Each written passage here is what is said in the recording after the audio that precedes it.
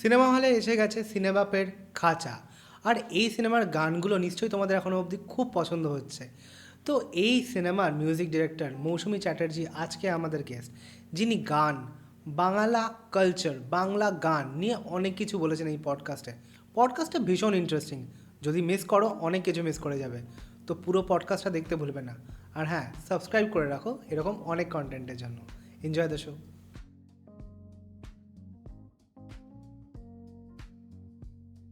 মৌসুমীদি, কেমন আছো? খুব ভালো আছি। Happy new year. Happy new year. তো বাংলা মিউজিক্সের অনেক কিছুর ব্যাপারে তুমি আমাদের থেকে অনেক ভালো কিছু জানো।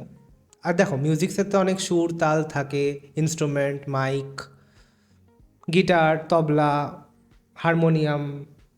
তো তুমি কোনটা বেশি খেতে ভালোবাসো, জিলেপি না কচুরি না আমি ফুচকা? আমার জিলিপি খুব ভালো লাগে। আনওয়ান্টেড প্রশ্ন। সিরিয়াসলি আমার জিলিপি খেতে খুব ভালো লাগে। কেন? জিলেপি গানের মতো মিষ্টি তাই? বা এমনটাও হতে পারে যে আমি বোধহয় জিলিপির মতন এতটা প্যাঁচালো। পেঁয়াজ আলু দিয়ে কেন? এটা মানে আমরা খুব অবশ্যই সোড়া মিষ্টি, সাপটা, খুব ক্রিস্পি। খুব ক্রিস্পি। হ্যাঁ, আচ্ছা, বাংলা গান, বাংলা ইন্ডাস্ট্রিতে তুমি একজন ফিমেল কম্পোজার হিসাবে এখন কাজ করছো, তোমার কেমন লাগছে? খুব ভালো লাগছে, কিন্তু ফিমেল কম্পোজার হিসেবে আলাদা কিছু মনে হচ্ছে না। হ্যাঁ, মিউজিক কম্পোজার হিসেবে কাজ করছি, এটাই মনে হচ্ছে। ফিমেল বলে আমাকে আলাদা সরিয়ে রেখো না প্লিজ। এইটাই মানে, ফিমেল মেল বলে কি আলাদা কিছু হয় না, জিনিসটাকে? এটা হয় না। তবে সাধারণত মেল ডমিনেটিং সোসাইটি তো আমাদের, সব কিছুই মেল ডিসাইড করে। তো সেক্ষেত্রে হ্যাঁ, মিউজিক কম্পোজার ফিমেল খুবই কম উঠে এসেছেন। সিঙ্গার প্রচুর রয়েছেন, কিন্তু যেহেতু কম্পোজার কম আছে, সেই জন্য অনেক সময় অনেকে বলে যে কি করে সুর করো, যেন মনে হচ্ছে একটা মহিলা হয়ে আমার সুর করাটা বিরাট বড় মানে অপরাধ, বা আমি কি করে করলাম এটা, এটা তো আমার করার কথা নয়। তো আমার মনে হয় না এটা যে আলাদা করে ফিমেল মেল হয়, যার মধ্যে আছে আছে। এক্স্যাক্টলি। তো যখন তোমাকে এরকম কেউ বলে যে তুমি কি করে করলে শ্যুটটা এরকমভাবে, তখন মনে হয় না যে আমার কাছে আলাদিনের জিন আছে, এরকমভাবে করেছি? তোমার কি বলতে ইচ্ছা হয় তখন? একদম তাই, কালা জাদু ঠুস। এই কালা জাদু বলো না, আমাদের বাঙালিদের মধ্যে বলা, মুম্বাই লোকেরা তো খুব বলে যে আমরা কালা জাদু করে সব ভালো হ্যাঁ, ও কাজ করি। মুম্বাইরা তো পুরোপুরি বলে বাঙালিরা কালা জাদু হ্যাঁ, করে। কিন্তু বেঙ্গলি লিরিসিস্ট, বেঙ্গলি মিউজিশিয়ান সব থেকে বেস্ট এখন অব্দি, তোমরা মিলিয়ে নাও হিস্ট্রি। সব সময় তাই। সলিল চৌধুরী থেকে শুরু করে, অনিল বিশ্বাস থেকে শুরু করে, পঙ্কজ মল্লিক, সবাই এক্সে বার্কারে হ্যাঁ, বাঙালিরা রাজ করেছে মুম্বাইতে, এখনো করছে। এখনো প্রীতম করছে। করছে হ্যাঁ, কাজ। অরিজিৎ সিং তো বাঙালি। আমিও তো প্রীতম। প্রীতম, তুমিও প্রীতম, একদম। তো আমাদের কালচারে তো আমরা এখনো অনেক রিচ বিষয়টা। ভীষণ আমরা ভীষণ কালচারে উই আর সারা কালচারালি জীবন রিচ। ভীষণ রিচ। তো বিষয়টা কি করে আলাদা হয়ে যাচ্ছে যে মুম্বাইয়ের সিঙ্গিং সোসাইটি আর আমাদের সিঙ্গিং সোসাইটি, তোমার কি মনে হয়? আমরা কি কোনোভাবে আলাদা হয়ে পড়ছি, না আমরা কোনোভাবে একটুখানি পিছিয়ে পড়ছি? আমার যেটা মনে হয়, মুম্বাইতে তো কাজের অপশনটা অনেক বেশি, এবং রেকগনিশনটাও ওখানে বিশাল, মানে হিউজ। তোমার মার্কেটটা বিরাট বড়। তো সবটাই ওখানে, বাজেটটা ওখানে বেশি, সেই জন্য কাজটা ওখানে খুব ভালোভাবে করা যায়। আর আমাদের এখানে যেটা প্রবলেম, সেটা হচ্ছে আমাদের তো একটা রিজিওনাল ব্যাপার রয়েছে। তো সেখানে টাকাটা ভীষণ কম পাই আমরা। আমার মতন যারা নতুন যারা কাজ করতে এসছে, তারা তো আরও কম পায়। তো ওই কমের মধ্যে কতটা ভালো আমরা করতে পারি, সম্ভব না। কারণ একটা গান যখন তুমি বানাবে, তোমার টপ মোস্ট মিউজিশিয়ানস দরকার, তোমার টপ মোস্ট সিঙ্গার্স দরকার, যারা দুর্দান্ত গানটা গায়, এক্সপ্রেশন যাদের দারুণ রয়েছে। মিক্সিং মাস্টারিং বলে যে কয়েকটা কথা আছে, ওটার পেছনে টাকাটা কম দিলে না হয় না, সত্যিই হয় না। মিক্সিং মাস্টারিংয়ে বোঝা যায় যে আমাদের বাংলাতে বসে তুমি একটা করলে, একটা কাজ করলে, তুমি একটা 10,000 টাকা দিয়ে তুমি মিক্সিং করলে, আর একটা জায়গায় তোমার মিক্সিংয়ে হয়তো 50,000 টাকা তার জন্য বাজেট আছে, বা 30,000 টাকা বাজেট আছে। তো সেটা তো করবেই, এফেক্ট তো করবেই। তো সেইখানে আমি দেখেছি একটা কোয়ালিটির দিক থেকেও একটা আমাদের কম্প্রোমাইজ করতে হয়। এক্স্যাক্টলি। এটা আমার পার্সোনাল এক্সপিরিয়েন্স। দিদি, ব্যাপারটা না, আমি তো অ্যাজ আ কনজিউমার হিসাবে গান শুনি আর আমার গান শুনতে ভাল লাগে। তো মানে আমাদের কাছে কি, আমরা ইউটিউব খুললাম, একটা গান অন হয়ে গেলে আমরা শুনলাম যে বাহ, গানটা বেশ সুন্দর। তুমি না খুব ইজিলি আমাদের বোঝাও না যে ব্যাপারটা, যে একটা গান কী করে অ্যাকচুয়ালি তৈরি হয়। মানে যদি তুমি খুব ইজি একটা পার্সপেক্টিভ দাও, কারণ আমি বোঝাতে চাইছি যে একটা গান তৈরি করতে কতটা খাটনি করতে হয়। সিঙ্গার, মিউজিশিয়ান, মিউজিক মিক্সিং, তারপর একটা গান তৈরি হলো, মানে স্টার্টিং র মেটেরিয়াল থেকে এন্ড প্রোডাক্ট, যদি আমি ঠিকঠাক বোঝাতে পারি। একটা গান যখন তৈরি হয়, অ্যাকচুয়ালি এটা তো ভাবনা। তুমি একটা ভাবলে, সেই ভাবনাকে তুমি কথা আর সুরের মধ্যে দিয়ে একটা একটা কাঠামো তৈরি করলে। তো কথা এবং সুর এই দুটো দিয়ে অ্যাকচুয়ালি কিন্তু ওই যে মাটি আর জল দিয়ে আমরা যেটা যে কোনো মূর্তি গড়ার সময় যে একটা কাঠামো তৈরি করি, এখানে কিন্তু কথা আর সুরটা হচ্ছে মেন ভিত্তি, বেসিক বেসটা ওইভাবেই তৈরি হয়। এবারে তুমি যদি ইন্ডিভিজুয়াল গান করো তো তুমি যা ইচ্ছা যে কোনো টপিকের ওপরে ভাবতে পারো, ভাবনার ওপরে তো কারোর কোনো হাত নেই, যে যা ইচ্ছা ভাবতে পারে সেভাবে করতে পারে। কিন্তু যখনই তুমি কোনো ছবির গান করছো তখন তোমাকে বেঁধে দেওয়া হয় যে আমার এই থিমের ওপরে একটা গান চাই। তো এটা দুভাবেই হয়, কখনো সুর আগে আসে তারপরে কথা, আবার কখনো কথা আগে আসে তারপরে শুরু হয় অনেকটা মুরগি আগে না আন্ডা আগে টাইপ আর কি। যেটা হলো সেটা হচ্ছে তোমার মিক্সিং মাস্টারিংটা একটা বিরাট বড় খেলা, সত্যিই বিরাট বড় খেলা। ওইটাতে অনেকটা টাইম দিতে হয় তোমাদের। প্রচুর টাইম দিতে হবে। আমরা পারি না ওটা, আমি পারি না, এবং যারা পারে তারা তো ব্লেসড, কিন্তু আমি পারি না। আমাকে প্রফেশনালের হেল্প নিতে হয়, এবং তাকে আমি বলি আমার এটা এরকম দরকার, গানটাকে একটু ফ্রন্টে রাখো, কি মিউজিকটাকে একটু পেছনে রাখো, বাঁশিটা শোনা যাচ্ছে না, এই বুঝলি ওখানে তবলার বোলটা কম হচ্ছে। তো এটা করে একটা সুন্দর করে ব্যালেন্স করা আর কি। সেটা করার পরে আর অবশ্যই ভয়েস ডাবিং তো একটা বড় ব্যাপার, কারণ আর্টিস্ট সিঙ্গার, কারণ আমরা সব কিছু মিউজিক আফটারঅল তো আমরা শুনি, এবং যে গাইছে তো তার ভয়েসটা তো একটা বিরাট বড় ব্যাপার। সে কতটা এক্সপ্রেশন দিয়ে গাইছে, সে কতটা অভিনয় করতে পারছে গানটাকে, অভিনয়ের মাধ্যমে, গলার অভিনয়ের মাধ্যমে ফুটিয়ে তুলছে, এই সমস্ত কিছু মিশিয়ে তারপর একটা গান মানে চলে একটা আসে। 3 মিনিটের গান তৈরি করতে গেলে মোটামুটি তোমাদের 2-3 মাস সময় লাগে। হ্যাঁ, তা তো লাগবে। অবভিয়াসলি, মানে কতটা খাটনির বিষয়, বুঝতে পারছো ব্যাপারটা? বুঝতে পারছো? ডিসলাইক করো। যাই হোক, আমাদের এখানে কিছু কিছু লোক আছে, আমরা যাই কন্টেন্ট মানে ডিসলাইক দিয়ে চলে যায়, তাই তো টিম? এটাই চলছে। তো বিষয়টা আমাদের, তোমার কোনোভাবে মনে হয় যে মানে আমাদের, আমরা যখন গান শুনি, অডিয়েন্স আগে অনেক রকমের গান শুনতো, এখন অডিয়েন্স খুব লিমিটেড টাইপের গান শোনে, বা খুব গানের লিমিটেশন চলে এসছে অ্যাজ আ অডিয়েন্স পার্সপেক্টিভ? গানটা শুধু গান বলে নয়, সব কিছুই এখন যতটা আর কি, আমি আমি একটু আলাদা করে, আমি যতটা ভাইরাল করতে পারবো যে কোনো একটা গান, তার পেছনে কিন্তু গান বলো সিনেমা বলো, একটা মার্কেটিংয়ের একটা বিরাট বড় হাত থাকে। তো শুধু আমি তৈরি করলেই হবে না, তাকে বেচতে জানতে হবে। তো সেই মোড়কটা খুব দরকার। তুমি একটা জিনিস এমনি একটা একটা জিনিস এমনি ফেলে রাখলে, আর সেই জিনিসটাকে সুন্দর করে একটা চকচকে লাল মোড়ক দিয়ে একদম ভালো করে বেঁধে রাখলে তোমার চোখটা কিন্তু ওই মোড়কটার দিকে যাবে, এমনি জিনিসটার দিকে যাবে না। তো সেটার জন্য তো তোমাকে ওই ওই কাগজটাকে কিনতে হবে, রিবনটাকে কিনতে হবে, সেটাকে বাঁধতে হবে, তার জন্য আবার একটা খরচা আছে। তো এই খরচাটা যত বেশি করবে তত বেশি সেই গানটা বা সেই ছবিটা বা সেই যেটাই তুমি বানাও না কেন সেটা বেশি লোকের কাছে পৌঁছবে। মানে ব্যাপারটা এরকম ওই বিয়ে বাড়ির মতন হয়ে গেছে, যে যার গিফট আর র্যাপিং পেপারটা যত সুন্দর, তার গিফটটা বেশি ঠিক অ্যাট্রাক্টিভ। একদম তাই, এটা তো আমার এটা মনে হয়েছে। এটা তোমার মনে হয়েছে? এটা আমার মনে হয়েছে। এই তো একটা এবার খুব ন্যাচারাল একটা কোয়েশ্চেন, যে তোমার স্টার্ট কি করে হলো, মানে তোমার ছোটবেলা কি করে স্টার্ট হয়েছিল?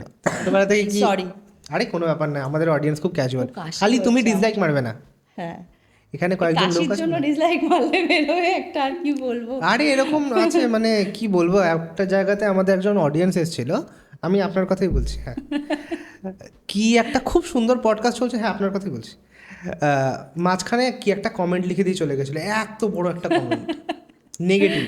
হ্যাঁ, ওনার জীবনে কিছুটা আপনার কথাই বলছি, জোকস অ্যাপার্ট। যাই হোক, তো তোমার ছোটোবেলা কী করে স্টার্ট হয়েছিল? আমার ছোটোবেলাতে স্টার্ট হয়েছিল বলতে ওই সবার মতন আমিও গান শিখতাম বলতে আমার যখন হারমোনিয়ামও আসেনি বাড়িতে। একটা ছোট্ট মজার গল্প বলি, যে আমার মা বাবা কী করে বুঝলো যে আমাকে গান শেখানোটা দরকার। একদিন ওই মাঠে বসে খেলছিলাম, তখন আমি খুবই ছোট, ওই চটি হয় না, হাওয়াই চটিগুলো হয় না, তো হাওয়াই চটির একটা একটা আমি এইভাবে রেখে আর একটা হাওয়াই চটি এরকম রেখে আমি এরকম বেলো করে এরকম সারেগামা হ্যাঁ, করছিলাম। ওয়াও। আমার মা দেখে ভাবছে আরে বাপরে, এ চটি নিয়ে করছে, দেখে তো তাহলে গান শেখাতে হবে। যাই হোক, মা বাবাকে বললো, তারপর ওই যেমন হয় আমাদের মধ্যবিত্ত বাড়িতে একটা হারমোনিয়াম নিয়ে আসা হলো, গানের স্যারের কাছে ভর্তি করিয়ে দেওয়া হলো, গান শিখতে শুরু করলাম। তবে আমার বাবা যেটা করেছিল সেটা হচ্ছে, আমার স্যারের কাছে যখন মানে সিরিয়াসলি যখন গানটা নিয়ে আমি তখনও ভাবিনি, আমার বাবা ভেবেছিল যে একে গানটা ভালো করে শেখাতে হবে। তো স্যারের কাছে গিয়ে বলছে, দেখুন আমার মেয়েকে কিন্তু ওই বিয়ের সময় দেখতে আসবে তখন মা একটা গান গাও রে, সেই রকম গান আমি শেখাবো না, ও গানটা শিখবে ওর মতন করে শিখবে এবং Exactly. সেইভাবে শেখান। এক্স্যাক্টলি। তো খুব সিরিয়াসলি আমি গানটা শিখতে শুরু করি। তখনও আমি সুর করব, মানে সুর কি করে আমি তো জানিই না, মানে আমার কোনো আইডিয়াই নেই যে সুর বোধহয় করতে হয়, কি ওটা করতে কি হয়। কলেজ লাইফ থেকে এসছে? না, ওটা আমি ক্লাস 7-এ আমার ফার্স্ট সুর করেছিলাম। Wow. আমার বাবা খুব ভালো লেখেন, তো আচ্ছা। ওই লেখাগুলো লিরিক্স আমাকে দিত, দিয়ে বলতো দেখ তো এটা পারিস কিনা, যা ইচ্ছা গুনগুন গুনগুন কর। ওই যা ইচ্ছা গুনগুন করতে করতেই আমি গুনগুন করতে শুরু করি। হ্যাঁ, তো দিদি তুমি গান করা শিখেছিলে, তুমি তারপরে সুর করছো এখন। তো এই শিফটটা কোথা থেকে? তুমি সিঙ্গারও তো হতে পারতে, তুমি কম্পোজার হবে এটা ভেবেছিলে, বা কি করে আমি না এলো? যা কিছু করছি সবটাই বার করে এনেছে আমার ভেতর থেকে আমার বাবা, আমার কোনো অবদানই নেই এখানে, সবটাই আমার বাবা আচ্ছা, করেছে। কি করে হলো? ওই বাবা লেখাগুলো দিত, লিরিক্স দিত, দিয়ে বলতো কর তো, করে দেখ, গুনগুন করে দেখ, যা মনে আসে তাই কর, যা মনে আসে তাই কর। প্রথম প্রথম পারতাম না, খুব বিরক্ত হতাম রাদার। সবাই যখন বাইরে খেলছে আমি তখন বসে বসে ওই লিরিক্স নিয়ে আমি তখন আমার প্রথম যে গানে আমি সুর করেছিলাম সেটা ক্লাস 7-এ। আচ্ছা। তো সেই সময় তো লোকে খেলাধুলো এইসব হ্যাঁ, নিয়ে ব্যস্ত exactly. থাকে, আমাকে বাবা ওই বসিয়ে দিত, কিন্তু ওই বসিয়ে দিতে দিতে দিতে দিতে দিতে একটা ন্যাক তৈরি করে দিল। তখন প্রথম যখন আমি করতে পারলাম, আরে বাস আমিও তো পারি করতে, ওয়াও। তার মানে এটাও সম্ভব, এটা করা যায়। বাবারই লিরিক্স নিয়ে আমি প্রচুর প্র্যাকটিস করতাম, যে এটা এইভাবে করি, ওটা ওইভাবে করি। এমনও অনেক দিন হয়েছে রাত্রেবেলা হঠাৎ করে 12:30টার সময় মনে হয়েছে, বাবা আমি একটা সুর করেছি তোমার ওই লেখাতে, হ্যাঁ। শোনাবো। আমি হারমোনিয়াম নিয়ে বসে গেলাম, তখন হারমোনিয়ামই বাজাতাম। তো আচ্ছা। হারমোনিয়াম নিয়ে বসে গেলাম, গিয়ে একটু শোনালাম, কখনো ভালো বললো, কখনো খারাপ বললো, ওই আর কি, ওরম করতে করতে। মানে এরকম বলতে না যে ভালো করছিস ভালো করছিস, তোমার বাবা টাইম দিয়ে শুনতেন তোমার গান? হ্যাঁ। আচ্ছা, এই একটা জিনিস দরকার, মানে আমাদের এখন প্যারেন্টিং কালচারে হয়ে গেছে কি, বাচ্চাদের কথা বড়রা শুনছে না। এটা একটা হচ্ছে, প্যারেন্টিংয়ের একটা খুব বড় গুরুত্ব থাকে আমাদের জীবনে। হ্যাঁ, বড়রা আসলে এখন এত ব্যস্ত হয়ে গেছে না, আমাদের আমাদের ছোটোবেলাতে কিন্তু মোস্ট অফ দ্য টাইম আমরা দেখেছি মারা হাউসওয়াইফই দেখেছেন, এবং তারা হাউসহোল্ড যে দেখভাল করা সেটা ভীষণভাবে করতেন, আর সেটা না খুব দরকারও ছিল। আর আমাদের বাবাদেরও সেই সময় ওই অফিসে কাজ করা, তারপরে পুরো সময়টা বাচ্চাদের সাথে থাকা, তো ওই থাকাটা না খুব ইম্পর্ট্যান্ট, খুব দরকার। মানে তুমি যেটা ফ্লারিশ করছো সেটা কিন্তু তোমার বাবা মা সবার আগে বুঝতে পারছে, এবং তারপরে তোমাকে সেই দিকে নিয়ে যাচ্ছে। তো এইটা ভীষণ দরকার, এই জার্নিটা ভীষণ দরকার নিয়ে যাওয়া। কারণ তুমি তো, সবাই তো অতটা পারে না, একা একাই সবটা করতে পারে না। আমাদের মতন যারা মিডিওকার তাদের হেল্পের প্রয়োজন হয়। তো সেই হেল্পটা যদি বাবা মা হয়, তার থেকে বড় আর কিছু হতে পারে না। তুমি মানছো তুমি মিডিওকার? হ্যাঁ, একদম তাই, আমি সবসময় সব ব্যাপারে মিডিওকার।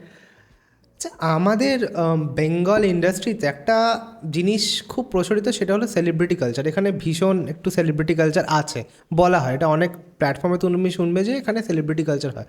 তুমি কি এরকম কোনো কিছু ফেস করেছো যে এরকম তোমাকে সেলিব্রিটি কালচারটাকে ফেস করতে হয়েছে? হ্যাঁ, আমি ভীষণভাবেই ফেস করেছি, খুব বাজেভাবে ফেস করেছি। তবে আমি তার নাম বলবো না, কারণ কখনো কখনো আমার যদি দরকার হয় সে আর আমার সুরে গান আমরা গাইবে নামকরণ বলবো না, না, সেই না। জন্য আমি নাম বলবো না। না। কিন্তু কিছু কিছু সেলিব্রিটি সিঙ্গার্স আছেন, মেইনলি ফিমেল সিঙ্গার্স, তারা মানে, আমি একজন প্রথিতযশা শিল্পীকে আমার একটা গান পাঠিয়েছিলাম, এবং সেটা তাকে ডাইরেক্ট পাঠানো যায় না, তার ম্যানেজারের মাধ্যমে পাঠাতে হয়। ওকে। তো ম্যানেজারকে গান পাঠালাম, তারপরে সে বললো আমি জানাচ্ছি, ম্যাডামকে দেবো, আমি জানাচ্ছি, পরে যদি ওনার ভালো লাগে তাহলে গাইবেন। ওকে, 3 দিন পর ওনাকে আবার ফোন করলাম, ম্যাডাম এখনও জানাননি, তাহলে বোধহয় শোনেননি। আচ্ছা ঠিক আছে। 7 দিন পর আবার ফোন করলাম, বললো যে ম্যাডাম এখনও কিছু বলেননি।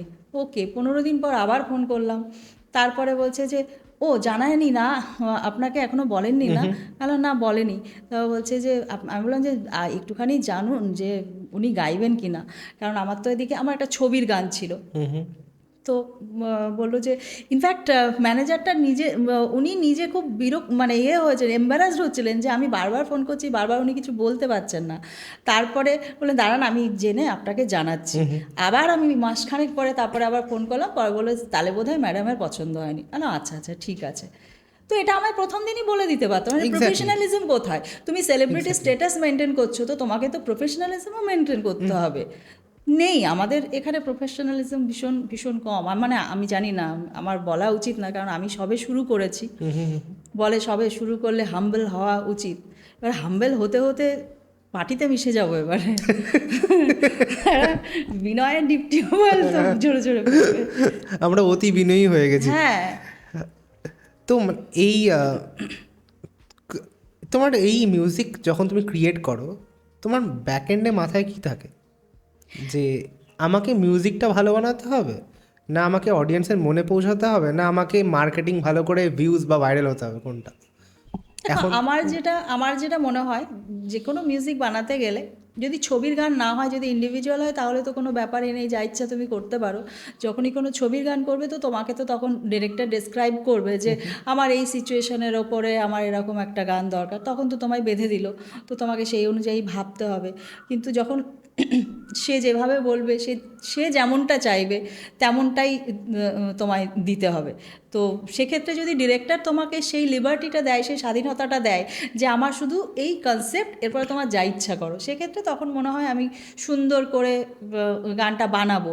আমার যেটা মনে হয়, আমি যখন গান বানাই, আমি ভীষণভাবে সুরের ওপরে সবার আগে জোর দিই, কারণ আলটিমেটলি কিন্তু সুরটা সবার আগে মানুষের কানে আসে, তখনও কিন্তু কথাটা আসে না। দেখবে তুমি, আমরা অনেক পুরনো কোনো গান আমাদের মনের থেকে গেল, দেখবে আমরা গুনগুন করে সুরটা ঠিক গুনগুন করতে পারি, কথাটা হয়তো তখন মনেও থাকে না, কিন্তু কথা তো অবশ্যই প্রয়োজন টু এক্সপ্রেস দ্য ফিলিংস। গুনগুন করতে করতে মাথায় চলে আসে, কথাগুলো চলে আসে, সুরটা কিন্তু সবার আগে আসে। সুরটা যদি হুকিং হয়, সুরটা যদি তোমায় টাচ করে, এটা যদি তোমায় হ্যামার করে, দেন আমার মনে হয় সেটার একটা ভালো ভবিষ্যৎ থাকলেও থাকতে পারে। এক্স্যাক্টলি। তুমি সিঙ্গিংয়ে আসবে না একদম ফ্রন্ট এন্ড সিঙ্গার? আমার মনে হয় আমি খুব খারাপ গাই, আর আমি ভীষণ, আমার একটা বাজে অভ্যেস রয়েছে, আমি ভীষণ নার্ভাস টাইপের একটা মানুষ। তো আমি ওই পেছনেই ঠিক আছি, মানে মাইকের সামনে আমি ইনফ্যাক্ট এখানেও তোমাদের এখানে যখন এসে বলছি, মানে থ্যাঙ্কস টু ইউ যে তোমরা আমায় ভীষণ কমফোর্টেবল ফিল করিয়েছো, না হলে আমি এখানেও ফাম্বল করতাম। তোমার নার্ভাস ফিল হচ্ছে না তো? এখন হচ্ছে না। শিওর? হ্যাঁ, আর বেশি তোমরা ছোট আমার থেকে, এই জন্য আরো বেশি মনে হচ্ছে সবাই ছোট ছোট ভাই ভাবেন। ভাই ঠিক আছে, চল ঠিক আছে। তো তোমার নতুন সিনেমা এসে গেছে, রিলিজ হয়ে গেছে, তোমার নতুন সিনেমার গান নিয়ে কিছু বলো। আমার নতুন সিনেমা খাঁচা, খাঁচা রিলিজ করছে 6 তারিখে, 6 ফেব্রুয়ারি। তো আমি সবাইকে বলবো খাঁচা দেখুন, দেখতে যান। বিশেষত নর্থ বেঙ্গলের সবাইকে তো বলবোই, তার কারণ নর্থ বেঙ্গলের একটি ছেলে, মধ্যবিত্ত ছেলে, খুব খেটে, খুব খুব খুব খেটে আজকে এই খাঁচাতে কাজ করেছে, এবং ওর নাম হচ্ছে সিনেবাপ মৃন্ময়। ওর একটা ইউটিউব চ্যানেল রয়েছে সিনেবাপ নাম নিয়ে, তো সিনেবাপ এখন সিনেমায় একদম। তো সত্যি মৃন্ময় খুব খেটেছে। আর আমাদের যে প্রডিউসার ডক্টর প্রবীর ভৌমিক, সবমি এন্টারটেনমেন্টের, তো উনিও সেই রিস্কটা নিয়েছেন, একটা নতুন ছেলেকে এবং একটা নতুন মেয়েকে লঞ্চ করার যে রিস্ক, সেটা তো সাধারণত নেয় না। সেই আমরা একই পুরনো হিরোইনদের দেখে দেখে দেখে দেখে আমাদের মাথা খারাপ হয়ে গেছে, নতুন তো লঞ্চ হচ্ছেই না। তো সেক্ষেত্রে আমাদের প্রডিউসারকে একটা ধন্যবাদ যে উনি এই রিস্কটা নিয়েছেন। প্রত্যুষা পাল হিরোইন এবং সিনেবাপ মৃন্ময়, ওরা দুজনেই ডেবিউ করছে এই ছবিটাতে। এটা একটা কমার্শিয়াল ছবি, ডিরেক্টেড বাই অনির্বাণ চক্রবর্তী। অনির্বাণ চক্রবর্তীরও কমার্শিয়াল ছবি হিসেবে এটা প্রথম ছবি। এর আগে ও অনেক প্যারালাল ছবি বানিয়েছে। আমি ওর সাথে আগেও কাজ করেছি ও অভাগী ছবিতে, সেটাও ক্লাসিক ছবি ছিল শরৎচন্দ্রের অভাগী স্বর্গ অবলম্বনে। আর এই ছবিটা 6 তারিখে আসছে। এখানে আমি দুটো গান বানিয়েছি, একটা টাইটেল সং, এটা একটা হার্ড রক সং। একটু কেশে নিলাম, হ্যাঁ কোনো ব্যাপার না। হ্যাঁ। তো এই এই গানটা গেয়েছেন সিধুদা, এই টাইটেল ট্র্যাকটা, যেটা গোটা ছবিটাকেই ডিসক্রাইব করে। আর একটা গান আমি বানিয়েছি, সেটা একটা সিচুয়েশনাল সং, এটা স্যাড সং, এটা হিরো ফ্ল্যাশব্যাকে চলে যাচ্ছে, তার মাকে মনে করছে।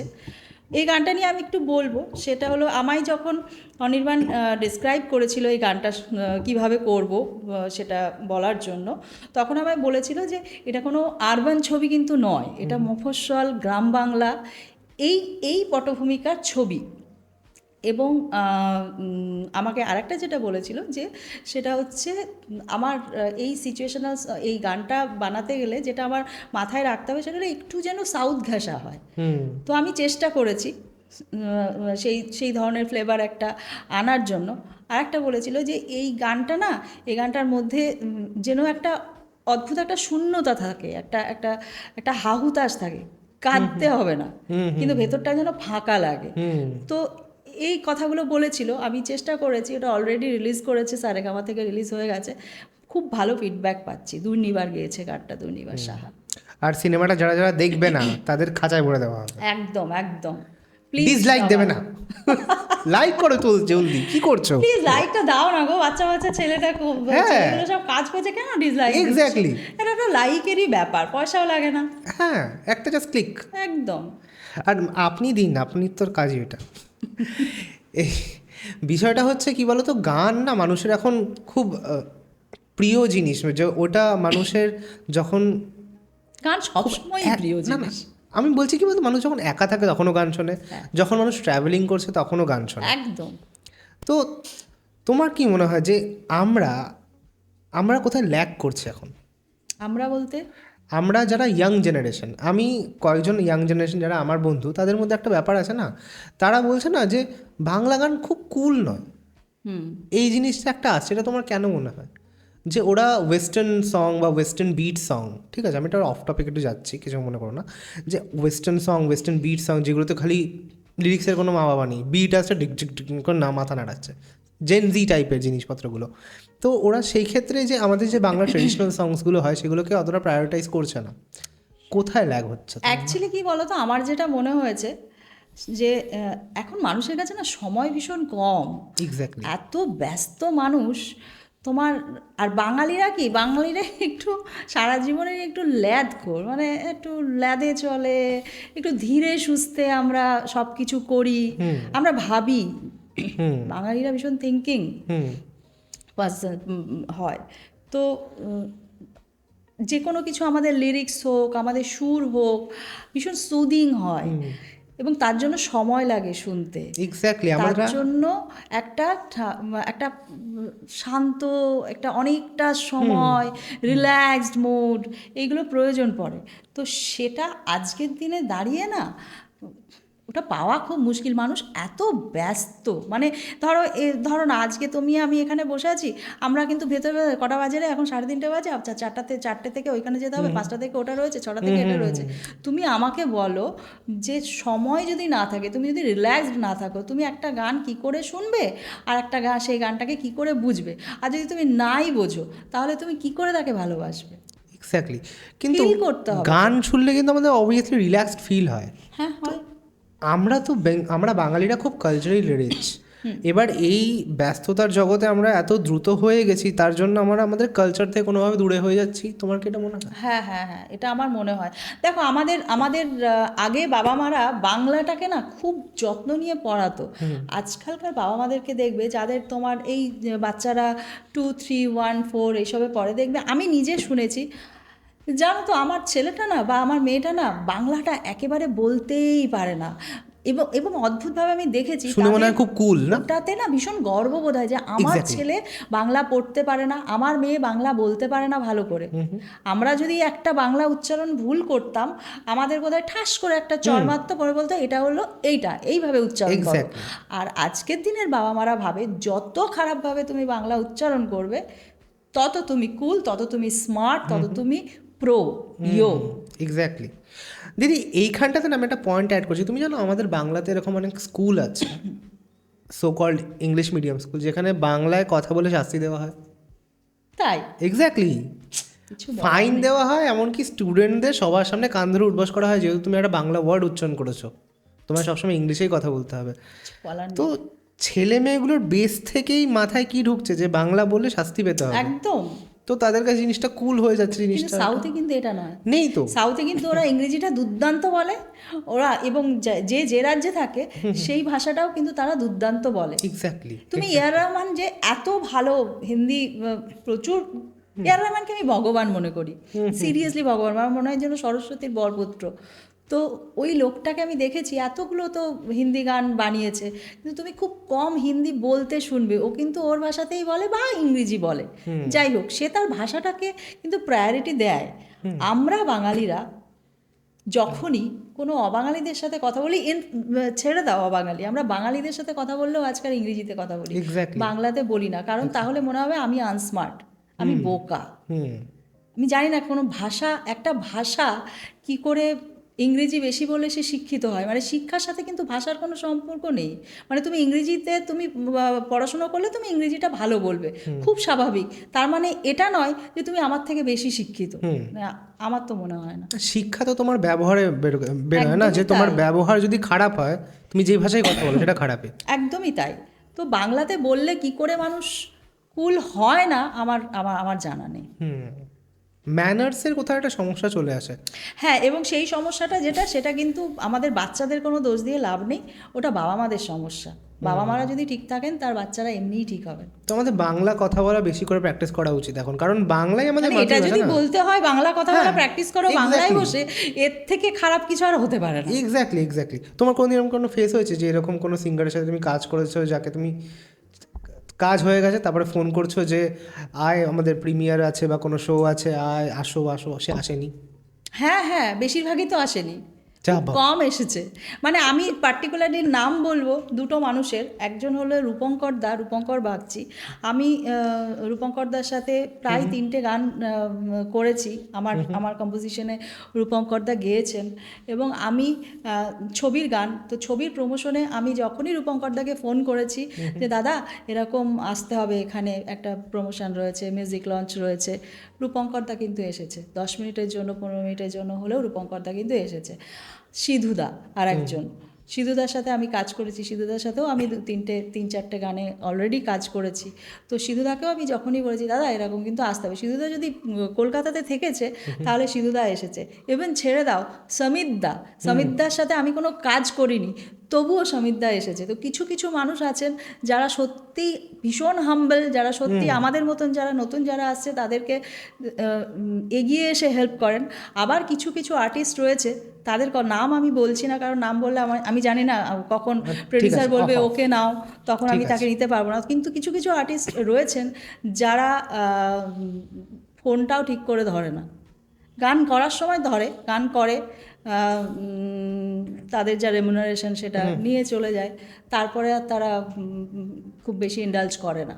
ওই কাজ করা হয়ে গেল, তারপর আর কোনো ব্যাস, সম্পর্ক তারপরে তুমি তোমার রাস্তায়, আমি আমার রাস্তায়। তারপরেও যে আমার একটা দায়বদ্ধতা থেকে যায় যে আমি যে গানটা বানালাম সেই গানটাকে আমার তো কোনো একজন প্রডিউসার সেই কাজটা করছে, তো তার প্রমোশনে আমাকে যাওয়া উচিত, আমার যাওয়াটা আমি বাধ্য যেতে, সেটা তারা মনে করে না। তারা ভাবে গান করেছি ব্যাস, অনেক করেছি, উদ্ধার করে দিয়েছি। তো এটা তো আমার সাথে হয়েছে, তখন অ্যাজ আমি পাইনি তাদেরকে। হিউম্যান বিং তোমার কেমন ফিল হয়? আমার যেটা মনে হয়েছে যে আজকে আমি মৌসুমী চ্যাটার্জি কোনো নাম নই, সেই জন্য তারা এটা করতে পেরেছে। কালকে আমি মৌসুমী চ্যাটার্জি যখন, হয়তো আমি জানি না, ভগবানের যদি আশীর্বাদ থাকে, কখন কার কি হবে, আমি নাও হতে পারি, আমি তলিয়েও যেতে পারি, আবার আমি কিছু করেও দেখাতে পারি। যদি আমি কিছু করে দেখাতে পারি তাহলে এরাই দেখবে আমার কাছে, যখন বলবো যে দাদা বা দিদি বা ভাই বা বোন একটু এসো, তখন কিন্তু এরা আসবে, তখন আমায় পাত্তাটা দেবে। তো তুমি যতক্ষণ না পর্যন্ত নিজের জায়গা তৈরি করতে পারছো, ততক্ষণ পর্যন্ত তখন আমরা ফোন করলে পডকাস্টে আসবে আবার। একদম আমি এখন থেকে মার্কেটিং করছি দাদা, আমায় রাখবে তো অবশ্যই। তখন তুমি আসবে তো, তোমার ম্যানেজারের নাম্বার দেবে না তো? না, আমার কোনো ম্যানেজার নেই, থাকবেও না। না, এইটা একটা হচ্ছে এখন সেলিব্রিটি কালচারটা এরকমভাবে ইন্ডালজ হয়ে গেছে কিন্তু সবাই কিন্তু এটা নয়। না, আমি সবার কথা বলছি না, কিন্তু কি বলতো, যারা মধ্যম হ্যাঁ। তাদের প্রবলেমটা বেশি, যারা এই লেভেলের সেলিব্রিটি তাদের মধ্যে ওই প্রবলেমটা নেই। যারা একদম নিচ থেকে স্ট্রাগল করতে করতে উঠেছে না, তারা জানে ব্যাপারটা, তারা বোঝে, এক্স্যাক্টলি তারা বোঝে, তারা কিন্তু এটা করে না।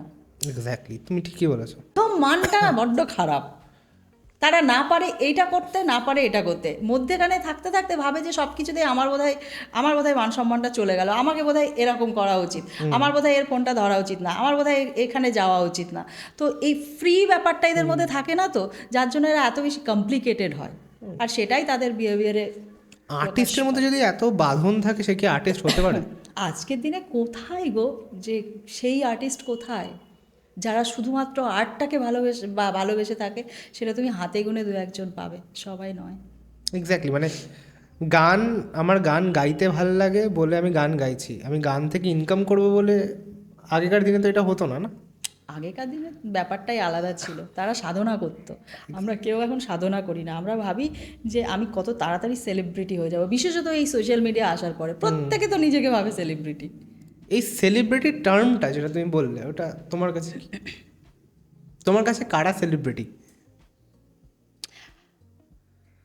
আমি না এই সেলিব্রিটি স্টেটাস, সেলিব্রিটি এই ব্যাপারটা আমার না ঠিক বোধগম্য হয় না, মানে আমি ঠিক বুঝতে পারি না। তোমার গান আমার ভালো লাগে, তুমি ওই কাজটা করো, আমি তোমার গানটা শুনি, ব্যাস। মানে আমি যদি না থাকি, তুমি তো সেলিব্রিটি হতে পারবে না, এক্স্যাক্ট। তো আমি তো ইম্পর্ট্যান্ট। মানে ধরো আমি একটা গান বানালাম, তুমি যদি আমার গানটা না শোনো, তাহলে আমি কি বিগ জিরো? তুমি গানটা শুনছো তবে আমি মিউজিক কম্পোজার হচ্ছি, বা তুমি ভালো বলছো তবে আমি কিছু একটা করছি, তাহলে আমি কেন সেলিব্রিটি স্ট্যাটাস পাবো? মানে তো অ্যাকচুয়ালি আমি তো তোমার দয়ায় বেঁচে আছি, কমপ্লিকেটেড হয়ে গেল তাই ব্যাপারটা। নয় কি? হ্যাঁ, এক্স্যাক্টলি। মানে তুমি যদি আমার গানটা না শোনো, তুমি যদি আমার ছবিটা না দেখো, আমি কিসের কি বলো তো? আমার কি কোনো অস্তিত্ব থাকবে? ছুঁড়ে ফেলতে পারো একমাত্র তুমি, এক্স্যাক্টলি, মানে মাথায় তুলতে পারো একমাত্র তুমি। এক্স্যাক্টলি মাথায় তুলেছে মানে কাউকে আমার ভাল লাগছে। হ্যাঁ, তাহলে সেই জায়গাটা দাও। তখন তো সে সেলিব্রিটি স্টেটাস, সে তখন ভাবে কি আমি ভগবান হয়ে গেছি। না, তুমি ভগবান নয়, না। ভগবান যে মানুষটা তোমাকে ওইখানটায় তুলেছে সে ভগবান, তার দয়ায় তুমি বেঁচে আছো। আমার তো এটাই মনে হয়, যদিও শুনতে খুব খারাপ লাগছে, সরি, কিছু মনে করো না। তোমরাও নিশ্চয়ই বলবে, বলো, তোমরা যদি আমার গানটা না শোনো আমি কিছু করতে পারবো? তো স্বাভাবিকভাবেই তোমরাই আসল, আমি কেউ নই। আমি শুধু একটা জিনিস বানিয়েছি, তোমরা শুনবে, ব্যাস।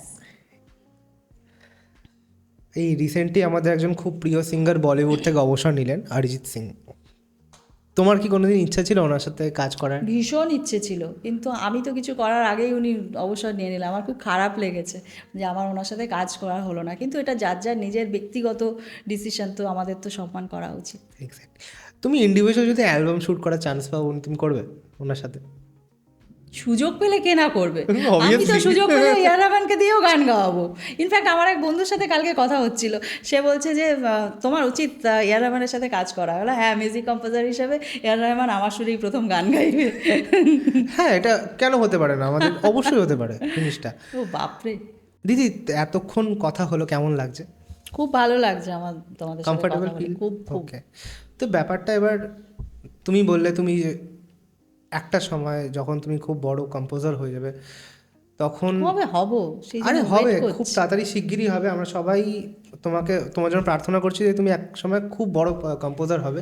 কিন্তু আমার কথাটা সেইখানেই, তুমি যখন খুব বড় কম্পোজার হয়ে যাবে, তোমার প্রত্যেকটা গানে মিলিয়ন্সে ভিউজ আসবে, উফ, ভাবলেও ভালো লাগছে। তখন কি তুমি মেলায় গিয়ে জিলিপি খাবে? না, আমি মেলায় গিয়ে জিলিপি আমি এখনো খাই না, তবে কেন খাও হ্যাঁ, না? তুমি তো বললে কেমন খাইতে ভালো লাগে। মেলার জিলিপিটা না আমার কেমন একটা লাগে, কিন্তু দোকানের জিলিপি আমার বেশি ভালো লাগে। মেলায় গিয়ে জিলিপিটা তুমি মেলায় ঘুরতে ঘুরতে যাও মেলায়? খুব একটা যাওয়া হয় না, খুবই কম যায়। আগে যেতাম, ছোটবেলায় যেতাম। মানুষের এখন ভিড় বসে। মেলাটা হয় কোথায়?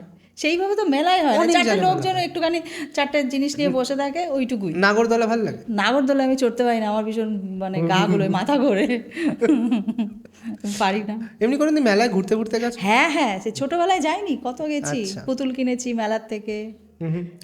তোমার এমনি কোনো দিন মানে এটা পাতি কোয়েশ্চেন হয়ে যাবে, তোমার যদি কোনো ব্যান্ড বানানোর ইচ্ছা আছে? ব্যান্ড হ্যাঁ, না, আমি তো গাইতে ভয় পাই, এই জন্য ব্যান্ড বানানোর ইচ্ছা নেই। হ্যাঁ, আমার সবাইকে দিয়ে গাওয়ানোর ইচ্ছা, তো যেমন যেটা আমি করি আমার সবাইকে দিয়ে গাওয়ানোর ইচ্ছা আছে। হ্যাঁ, ব্যান্ড হলেও সেটা আমি বানাতেই পারি, তো সেক্ষেত্রে আমি সবটা তৈরি করে দেবো, কিন্তু পারফর্মার যারা থাকবে তারা তো Face অন্য পারফর্ম কেউ হবে। করবে। হ্যাঁ হ্যাঁ হ্যাঁ, আমি I am a very bad performer. তো আমি জিজ্ঞাসা করছি যে এই পডকাস্টটা তো কয়েকজন গ্রামেও লোকেরা দেখবে, শহরের লোকেরাও দেখবে, তো এরকম তো অনেক আর্টিস্ট আছে যারা এখন গান করতে চাইছে কিন্তু সেরকমভাবে প্ল্যাটফর্ম পাচ্ছে না বা এক্সপোজার পাচ্ছে না। ইন ফিউচার যদি কোনোভাবে তোমার এরকম লোকের সাথে পরিচয় হয় বা তুমি জানতে পারো যে খুব ট্যালেন্টেড কিন্তু মানে কোনোভাবে চান্স পাচ্ছে না, হয়তো তোমার কথা পছন্দ হয়েছে বা তোমার গানের সুর পছন্দ হয়েছে, তুমি কি তাকে চান্স দেবে? নিশ্চয়ই চান্স দেবো, মানে কি, আমি চান্স দেওয়ার কিছু নয়, সে তার নিজের যোগ্যতাতেই গাইবে। হ্যাঁ, যে জিনিসটা হচ্ছে সেটা হচ্ছে, আমি না, যদি পার্সোনালি তুমি যদি আমার মত বলো, আমি না কোনো সেলিব্রিটিদেরকে দিয়ে গাওয়াতেই চাই না। আমি সবসময় চাই নতুন কিছু আসুক, আমারই মতন নতুন কেউ আসুক, এসে গান করুক এবং তারা সেলিব্রিটি হয়ে যাক। কারণ সেলিব্রিটিদের অনেক ট্যান্ট্রামস থাকে যেটা আমি হ্যান্ডেল করতে পারি না, মানে আমার খুব অসুবিধা, আমি এত ছোট মানুষ তো। তুমি এটা অনেক বড় কথা বললে। তুমি কোনো সেলিব্রিটিদের দিয়ে গান না না করাবে না, না? আমি গান করাতে চাই না, মানে আমার যদি কথা শোনা হয় তাহলে আমি চাইবো না, কিন্তু এবারে প্রডিউসার ডিমান্ড থাকে, অনেক সময় ডিরেক্টরস ডিমান্ড থাকে, অনেক সময় তারা অনেক কিছু ভাবে, তখন বলে, তখন আমাকে গাওয়াতেই হবে, কিছু করার নেই, কিন্তু আমি পার্সোনালি সত্যি চাই না। খুব ভালো একটা, তো এটা একটা আলাদা দৃষ্টিভঙ্গি যে আমাদের নতুন আর্টিস্টদেরও জায়গা করে দেওয়া উচিত। নিশ্চয়ই, নতুন না আসলে মানে সেই একই পুরনো, তাদেরকে তো আমরা গান শুনেছি, তাদের তো আমরা শুনছি, মানে আমি ভীষণ রেসপেক্ট করছি অরিজিৎ সিংকে যে সে এরকম একটা জায়গা থেকে সে ওই ডিসিশনটা নিল, কিন্তু তাছাড়া দেখবে নিয়ে জায়গা ছেড়ে দিল। জায়গা ছেড়ে দিল, তার মানে কি, সে ছেড়ে দিল মানে আমার ওখান থেকে আরও আরও 10 জন উঠে আসবে, Exactly. হয়তো তার মধ্যে কেউ না কেউ দ্বিতীয় অরিজিৎ হবে, বা সেই সেই মানুষটা আর একজন সিঙ্গার হবে, তো জায়গা তো ছাড়তে হবে, জায়গা না ছাড়লে তো মুশকিল আছে, নতুনরা আসবে কি করে, রিচ হবে কি করে আরও। এক্স্যাক্টলি, যত গানের নতুন আর্টিস্ট আসবে আমাদের তত গ্রাম ভ্যারিয়েশন। বাংলা মফস্বল দেখো, সিনেমা আমরা একটা অদ্ভুত জিনিস দেখেছি, গান, বিশেষত গানের ক্ষেত্রে শুধুমাত্র কলকাতা নির্ভর কতজন আর্টিস্ট হচ্ছে, তারা সেলিব্রিটি আর্টিস্ট, তারা সিঙ্গার্স, তারা গান করেন, তারা বাইরে গেলে তাদের লোকজন ভিড় করে দেখতে আসে, কিন্তু এমন প্রচুর প্রচুর ট্যালেন্টস রয়েছে যারা আমাদের গ্রাম বাংলা মফস্বল এই সমস্ত জায়গায় যারা রীতিমতন দুর্দান্ত গান গায়, তারা ভীষণ ভালো কাজ করে, কিন্তু তারা সুযোগ পায় না আসতে, মানে কলকাতা নির্ভর ব্যাপারটা হয়ে গেছে, কিন্তু আরও প্রচুর শিল্পী আছে যাদের সুযোগ পাওয়া উচিত, যাদের আসা উচিত, কিন্তু সেটা হয় না। তারা সব ওই কোনো একটা রবীন্দ্র জয়ন্তী, নজরুল জয়ন্তী বা কোনো একটা একটা অনুষ্ঠান হলো, সেখানে একটা গান গাইলো, ব্যাস শেষ, কিন্তু সেও কিন্তু ততটাই ক্যাপেবল যতটা একজন সেলিব্রিটি সিঙ্গার পারে, গান গাইতে পারে, সে কিন্তু হয়তো দেখা গেল সুযোগ পেলে সে ওনার থেকেও ভালো গেয়ে দিতে পারবে বা গাইতে পারবেন, কিন্তু সে সুযোগটা পায় না, এবং তখন সে ডিপ্রেশনে চলে যায়, তখন সে অন্য কাজ করতে ব্যস্ত হয়ে পড়ে, গানটা তার গাওয়া হয় না। এরকম প্রচুর লোকজন আছে, প্রচুর শিল্পী আছে। তো বুঝতে পারছো প্ল্যাটফর্মটা কিন্তু ওপেনই আছে, মানে দিদি তোমাকে প্রত্যেকটা ভাবে হেল্প করবে। একদম তাই। গান আমি গান যদি ছাড়া সুযোগ উচিত পাই, না। না ছাড়া উচিত না, গেয়ে যাওয়া উচিত, কখন সুযোগ আসবে প্রত্যেকটা আমরা তো জিনিসের কেউ একটা জানি না, time- স্ট্রাগল তো করতে হবে, প্রত্যেকটা জিনিসের একটা স্ট্রাগলিংয়ের একটা ব্যাপার রয়েছে, শাহরুখ খানকেও করতে হয়েছে, ও সবাইকেই করতে হয়, কিশোর কুমারকেও করতে হয়েছে, স্ট্রাগল তো করতেই হবে এই আমাদের। স্ট্রাগল থেকে মনে পড়লো, তো একটা ইন্ডাস্ট্রিতে কথা আছে যে সবার পেছনে একটা গডফাদার থাকতে হয়, এটা কি তুমি বিশ্বাস করো? প্রত্যেকটা জায়গায় পৌঁছাতে গেলে একজন পেছনে থাকতে হয় কাউকে। হ্যাঁ, আজকের দিনে দাঁড়িয়ে থাকতে হয়, আমার তো তাই মনে হয়, কারণ সত্যিই পেছনে একটা স্ট্রং কেউ না থাকলে আজকের দিনে লড়াই করাটা অনেক বেশি শক্ত। হ্যাঁ, লাক তো সবার সাথ দেয় না, কারো যদি লাক থাকে সেটা একটা বড় ব্যাপার, তাহলে তো আর তার অ্যাকচুয়ালি কাউকেই প্রয়োজন হয় না, কিছুই প্রয়োজন হয় না, সে একটা গান গাইবে, একটা ইউটিউবে খালি গলায় গান গাইবে, সে ভাইরাল হয়ে যাবে, সে চান্স পেয়ে যাবে, সে অনেক কিছু করে ফেলতে পারবে, সেটাও হতে পারে, কিন্তু ইন জেনারেল হ্যাঁ দরকার, সুযোগের প্রয়োজন পড়ে, সুযোগ দরকার, সুযোগ যদি তুমি না দাও তাহলে সে কি করে করতে পারবে, আর সুযোগ সেই মানুষটাই দিতে পারে যার ক্ষমতা আছে। এক্স্যাক্টলি, হ্যাঁ, বড় স্টেটমেন্ট বিষয়টা। এই হুট করে যারা ভাইরাল হয়ে যায় তারা তো হুট করে হারিয়েও যায়। হ্যাঁ, সেটা তো হয়, প্রচুর এরকম উদাহরণ আছে। তো মানে তোমাকে তো ওই জায়গাটাকে ধরে রাখতে গেলেও তো কাউকে একজন দরকার হতে পারে না? দেখো, ওই জায়গাটাকে ধরে রাখতে গেলে দরকার পড়ে না, সুযোগটা দেওয়ার জন্য দরকার পড়ে। কিন্তু তোমার মধ্যে যদি থাকে, তোমার মধ্যে যদি পোটেনশিয়াল থাকে, তাহলে কিন্তু ওই একটা সুযোগ থেকে কিন্তু তুমি তোমার মতন করে নিতে পারবে। সুযোগ তোমাকে একটা পাবে, সেই সুযোগটা পাওয়ার জন্য তোমার একজন বড় কাউকে দরকার। সেই সুযোগটা দিল, সেই সুযোগটাকে সদ্ব্যবহার করে তারপরে জার্নিটা কিন্তু তোমার নিজস্ব। তখন কিন্তু তোমাকে তৈরি করে নিতে হবে তোমার রাস্তা। তোমার প্রত্যেকটা মানুষের রাস্তা সে তার নিজের মতন করে তৈরি করে, তো সেটা তোমাকেই করতে হবে। বারবার সুযোগ তো কেউ দেবে না, বারবার সুযোগ পাওয়া যায়ও না। ঠিক, সুযোগটাকে কাজে লাগাতে হবে। কাজে লাগাতে হবে, আমাদের প্রত্যেককেই সুযোগটাকে কাজে লাগাতে হবে। এক্স্যাক্টলি, আর তোমরাও কাজে লাগাও, সাবস্ক্রাইব করে ফেলো চ্যানেলটাকে, না হলে তো সুযোগ পাবে না। সিম্পল। দিদি, এরকম কোনো মানে মজার কোনো ইভেন্টে গেছো, মজার কোনো ইনসিডেন্ট ঘটেছে তোমার সাথে যেটা তুমি শেয়ার করতে চাও আমাদের সাথে? মজার কোনো ইনসিডেন্ট সেইভাবে হয়নি, তবে হ্যাঁ, একটা জিনিস হয়েছে। আমি একবার একটা জায়গায় গান কম্পোজিশন নিয়ে গেছিলাম, মানে আমি গান আর কি কতগুলো গান তৈরি করে নিয়ে গেছি। নিয়ে যাওয়ার পরে প্রডিউসাররা বসে আছে, প্রডিউসার, ডিরেক্টর সবাই বসে রয়েছে।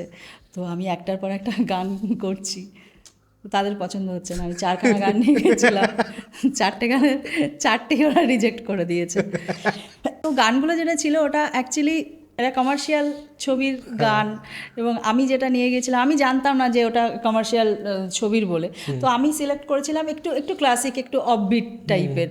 তো স্বাভাবিক ওইভাবে ওই ওই ওই পার্টিকুলার ওই গানগুলো ওখানে যায় না। তো আমার তো খুব রাগ হলো যে এরা কিছু বোঝেই না, আমার কদর করতে জানে না, এত সুন্দর গান হলো, এটা ওদের পছন্দ হলো না, তার মানে ওদের মাথায় কিছু নেই। যাই হোক, ভেতরে ভেতরে রাগ হচ্ছিল। সামনে বললাম যে আচ্ছা ঠিক আছে, আমি চেষ্টা করব আবার অন্য কোনো কিছু করে দেখানোর জন্য, শোনানোর জন্য। তো চলে আসলাম, আসার পর বাড়িতে খুব নিজেই নিজের সাথে রাগারাগি করলাম। তোমার সেদিন কি খুব রাগ হয়েছিল? প্রচণ্ড রাগ। তোমার হাতে যদি হাতুড়ি থাকতো কি করতে? ভাগ্যিস ছিল না, থাকলে আমি বাড়ির সামনে এই বাড়িতে যা যা থাকতো সেগুলোই ভাঙতাম। এখন তাদেরকে তো আর কিছু করতে পারি না। না, আপনি তো তো খুব ভালো। তারপরে মনে হলো যে না, অ্যাকচুয়ালি তারা যেটা চায় সেটা আমি তো দিতে পারিনি। অ্যাকচুয়ালি এটা তো ক্লায়েন্টস ডিম্যান্ড, ক্লায়েন্ট আমার কাছে এটা চাইছে। তো আরেকটা ইনসিডেন্ট আছে, সেটা হচ্ছে আমি একটা হিন্দি আইটেম বানিয়েছিলাম, যেটা লিরিক্সগুলো খুব খুব খুব খারাপ ছিল, যার ডুয়াল মিনিং ছিল। এবং আমি বেসিক্যালি আমি খুব ভদ্র, মানে আমি ভীষণ ভদ্র।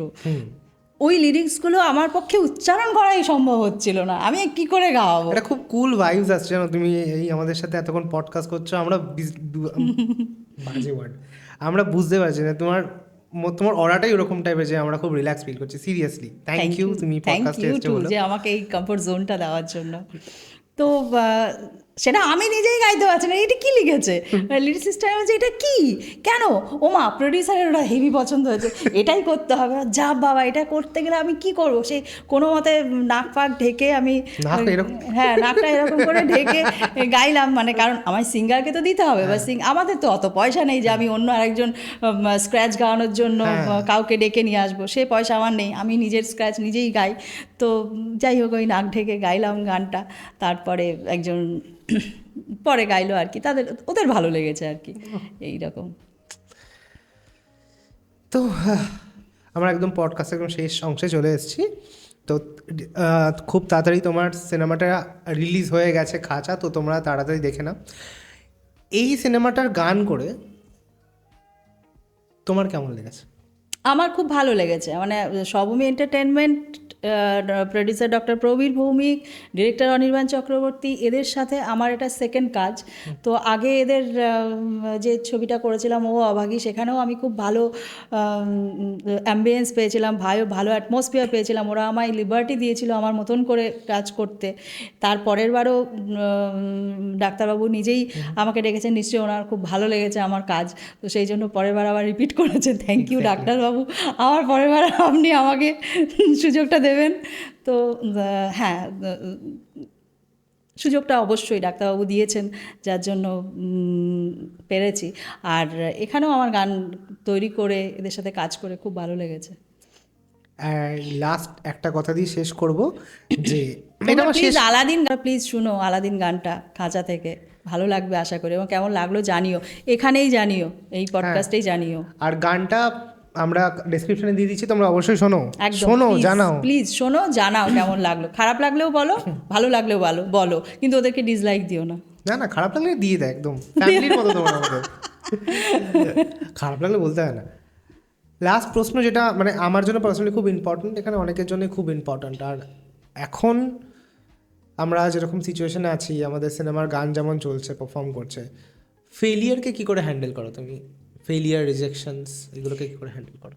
ফেলিয়ার রিজেকশনস বলতে, হ্যাঁ রিজেকশনস তো খুবই খারাপ লাগে, ফেলিয়ার তো খুবই খুবই খুবই খারাপ একটা ব্যাপার। তবে একটা জিনিস কী বলো তো, আমরা না এখন অভ্যস্ত হয়ে গেছি প্রত্যেক দিন, মানে আমার এটা পার্সোনালি মনে হয় এবং আমি এটা ফিল করি, সেটা হচ্ছে আমি প্রত্যেক দিন একটা স্বপ্ন দেখি, সকালবেলা হয়তো দেখলাম, আমি রাত্রেবেলা সেই স্বপ্নটা ভেঙে যেতে দেখি, আবার আমি পরের দিন আর একটা স্বপ্ন দেখি। তো এভাবেই আমি আমার ফেলিওরকে এভাবেই হ্যান্ডেল করি, মানে আমাকে স্বপ্নটা আবার দেখতে হবে এবং সেটাকে সাকসেসফুল করার চেষ্টা করতে হবে। That much we can do, এর থেকে বেশি আমরা কিছু করতে পারি না। মানে হবে, ফেলিওর তো আসবে। আমরা কি একবারে অ আ ক খ এবিসিডি শিখেছিলাম? পারিনি তো। সে ধরে ধরে করে করে করে করে কতবার ঘোরাতাম আমরা। এক্স্যাক্টলি। তো সেভাবেই তো ব্যাপারটা তো একই, যে চেষ্টা তো করে যেতে হবে, মানে চেষ্টাটা করতে হবে, কারণ আমরা কিন্তু কোনো 10টা-5টা চাকরিকে বেছে নিইনি লাইফে, আমরা একটা আনসার্টেন লাইফ বেছে নিয়েছি আমাদের জন্য। তো তার সেটা সেই গার্ডসটা যখন আমাদের আছে, তার মানে চেষ্টা করা গার্ডসটাও তোমাকে দেখাতে হবে। তার মানে ফেলিওরকে অতটা পাত্তা দিলে চলবে না। হ্যাঁ, খারাপ লাগবে, তখন একটু কেঁদে নেবে, ব্যাস হয়ে গেল। একটু ঘুমিয়ে নেবে, ভালো গান শুনে নেবে, ভালো সিনেমা দেখে, হ্যাঁ, ভালো গান শুনে নেবে, ঠিক হয়ে যাবে, ব্যাস হয়ে গেল, ঠিক হয়ে গেল। ফেলিওর তো আসবে, লাইফে ফেলিওর আসবে, তোমাকে কনসিস্টেন্ট থাকতেই হবে। হ্যাঁ হ্যাঁ হ্যাঁ, যাই করো না কেন, সেটা সবার ক্ষেত্রেই তাই। একজন ধরো রান্না করলো, সে রান্নাটা খারাপ হলো, তাই বলে কি সে রান্নাটাই ছেড়ে দেবে? দেবে না তো, সেই রকমই ব্যাপার। তো কেমন লাগলো আমাদের পডকাস্টটা জানাও কমেন্ট সেকশানে। আপনিও জানান যে এতক্ষণ টাইপ করছিলেন। তো খুব রিলিজ হয়ে গেছে খাঁচা সিনেমাটা, সিনেমা হলে গিয়ে দেখো, দিদির গানগুলো শোনো, আর হ্যাঁ প্লিজ অবশ্যই প্লিজ শোনো, আলাদিন গানটা শোনো, তারপরে টাইটেল ট্র্যাকটা শোনো খাঁচার, এবং জানাও, ওদেরকেই জানাও, এই পডকাস্টেই জানাও যে কেমন লাগলো, প্লিজ জানাও। আর সাবস্ক্রাইব করতে ভুলবে না। Thank you. একদম। Thank you.